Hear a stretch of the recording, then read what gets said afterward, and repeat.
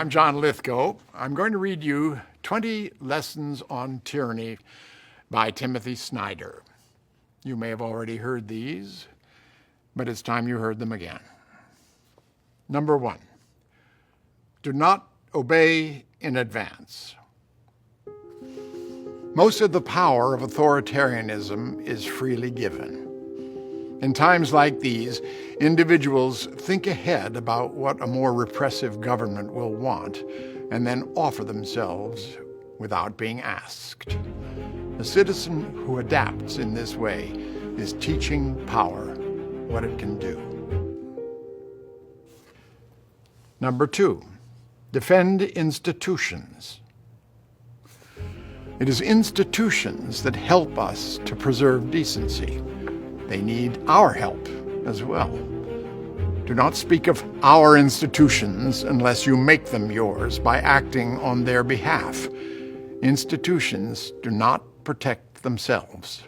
They fall one after the other unless each is defended from the beginning. So choose an institution you care about, a court, a newspaper, a law, a labor union, and take its side. Number 3, beware the one-party state. The parties that remade states and suppressed rivals were not omnipotent from the start. They exploited a historical moment to make political life impossible for their opponents. So support the multi-party system and defend the rules of democratic elections. Vote in local and state elections while you can. Consider running for office. Number 4, take responsibility for the face of the world. The symbols of today enable the reality of tomorrow. Notice the swastikas and the other signs of hate. Do not look away and do not get used to them. Remove them yourself and set an example for others to do so. Number 5, remember professional ethics. When political leaders set a negative example, professional commitments to just practice become more important. It is hard to subvert a rule of law state without lawyers or to hold show trials without judges. Authoritarians need obedient civil servants, and concentration camp directors seek businessmen interested in cheap labor. Number 6, beware of paramilitaries. When the men with guns who have always claimed to be against the system start wearing uniforms and marching with torches and pictures of a leader, the end is nigh. When the pro-leader paramilitary and the official police and military intermingle, the end has come. Number 7, be reflective if you must be armed. If you carry a weapon in public, may God bless you and keep you. But know that evils of the past involved policemen and soldiers finding themselves one day doing irregular things. Be ready to say no. Number 8, stand out. Someone has to. It is easy to follow along. It can feel strange to do or say something different. But without that unease, there is no freedom. Remember Rosa Parks. The moment you set an example, the spell of the status quo is broken, and others will follow. Number 9, be kind to our language. Avoid pronouncing the phrases everyone else does. Think up your own way of speaking, even if only to convey that thing that you think everyone is saying. Make an effort to separate yourself from the internet. Read books. Number 10, believe in truth. To abandon facts is to abandon freedom. If nothing is true, then no one can criticize power, because there is no basis upon which to do so. If nothing is true, then all is spectacle. The biggest wallet pays for the most blinding lights. Number 11, investigate. Figure things out for yourself. Spend more time with long articles. Subsidize investigative journalism by subscribing to print media. Realize that some of what is on the internet is there to harm you.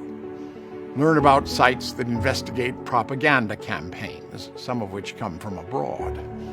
Take responsibility for what you communicate with others.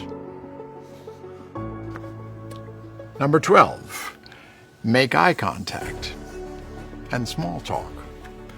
This is not just polite. It is part of being a citizen and a responsible member of society. It is also a way to stay in touch with your surroundings, break down social barriers, and understand whom you should and should not trust. If we enter a culture of denunciation, you will want to know the psychological landscape of your daily life. Number 13, practice corporeal politics. Power wants your body softening in your chair and your emotions dissipating on the screen. Get outside. Put your body in unfamiliar places with unfamiliar people. Make new friends and march with them. Number 14, establish a private life. Nastier rulers will use what they know about you to push you around. Scrub your computer of malware on a regular basis. Remember that email is skywriting. Consider using alternative forms of the internet or simply using it less. Have personal exchanges in person. For the same reason, resolve any legal trouble. Tyrants seek the hook on which to hang you. Try not to have hooks. Number 15, contribute to good causes. Be active in organizations, political or not, that express your own view of life. Pick a charity or two and set up auto pay. Then you will have made a free choice that supports civil society and helps others to do good. Number 16, learn from peers in other countries. Keep up your friendships abroad or make new friends in other countries. The present difficulties in the United States are an element of a larger trend, and no country is going to find a solution by itself. Make sure you and your family have passports. 17, listen for dangerous words. Be alert to the use of the words extremism and terrorism. Be alive to the fatal notions of emergency and exception.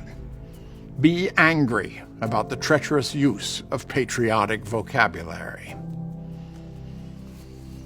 Number 18, be calm when the unthinkable arrives. Modern tyranny is terror management. When the terrorist attack comes, remember that authoritarians exploit such events in order to consolidate power. The sudden disaster that requires the end of checks and balances, the dissolution of opposition parties, the suspension of freedom of expression, the right to a fair trial, and so on, is the oldest trick in the Hitlerian book. Do not fall for it. Number 19, be a patriot. Set a good example of what America means for the generations to come. They will need it. Number 20, be as courageous as you can. If none of us is prepared to die for freedom, then all of us will die under tyranny.